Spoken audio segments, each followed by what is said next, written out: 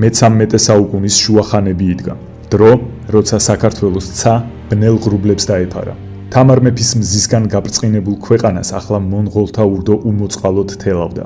ველური, გადამთიელი ხალხი კავკასიონის ქედებზე თითქოს ჭირის ქარი ისე შემოიჭრა. ქართველთა ხმალი კვლავ ელავდა, ერთი წუთითაც არ შერყევიათ რწმენა და არ დაუკარგავთ თავისუფლების სიყვარული, მაგრამ მტერი ურიცხვი იყო.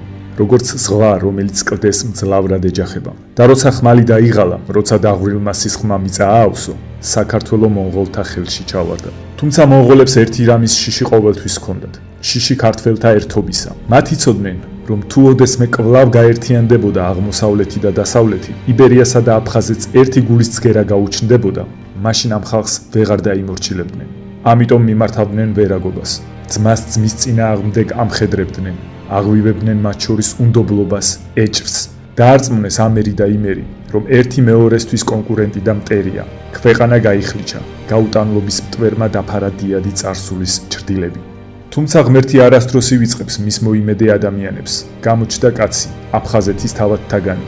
მის გულში ჯერ კიდევ ცოცხლობდა ერთიანი საქართველოს სული. როცა მთელ ქვეყანაში უიმედო მწუხარება გამებდა, მან სხვა მამული შვილებთან ერთად მოიწვია კრება ახალციხის მახლობლად. იმედის კრება, სადაც მამული შვილებმა ფიცი დადეს, რომ გაერთიანდებოდნენ, შეკრებდნენ ჯარს და მონღოლებს განდევნიდნენ საკუთარი მიწიდან. მაგრამ მტერმა გაიგო ქართველთა ჩანაფიქრი. ისე ვიჩინა თავის შიდა ღალატმა და შეთქმულებამდე რამდენიმე დღით ადრე მოულოდნელად მონღოლი ცხენოსნები თავს დაესხნენ გულანთებულ მამულიშვილებს. მათი მეთაური იმ დღეს არ იყო თანამზრახველებთან ერთად. ის აფხაზეთს იყო წასული დამხმარე ჯარის ჩამოსაყვანად. ამიტომ გადაურჩა შეპყრობას.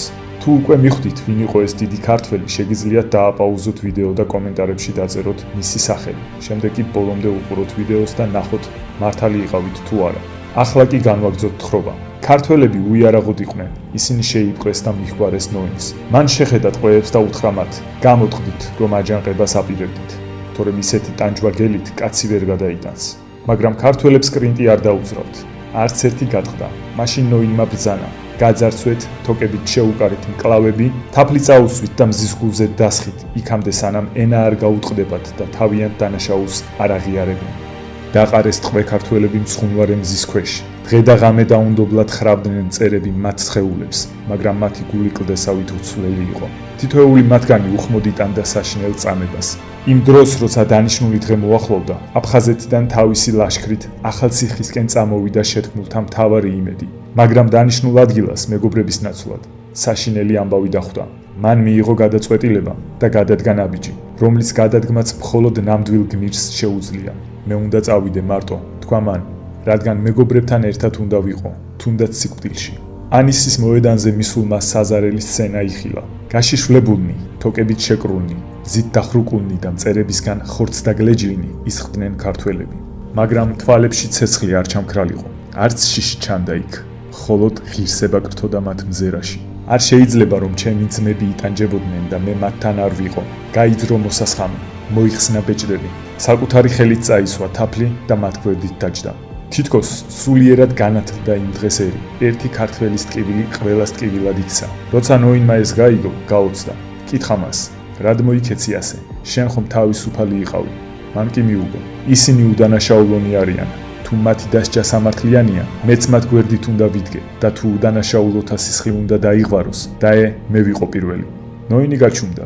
წამით თითქოს ადამიანური ნაპერწკალი აენთო მის თვალებში. შემდეგ კი თითქოს თავისთვის ჩაილაპარაკა. ქვეყანას, სადაც ასეთი ხალხი ცხოვრობს, ვერავინ და ვერაფერი დააჩოქებს.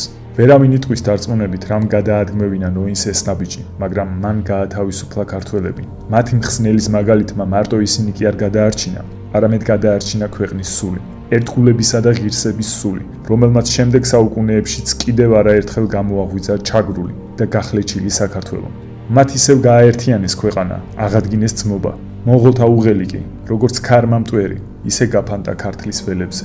ეს კაცი გახლდათ ცოტნე დადიანი და არ მოკვდება საქართველოს სანამ მას ეყოლება ცოტნე დადიანის მსგავსი შვილები. თქვენ კი მოიწონეთ ეს ვიდეო და გააზიარეთ, რათა რაც შეიძლება მეტმა ადამიანმა გაიგოს ამბები ქართველთა გმირობაზე.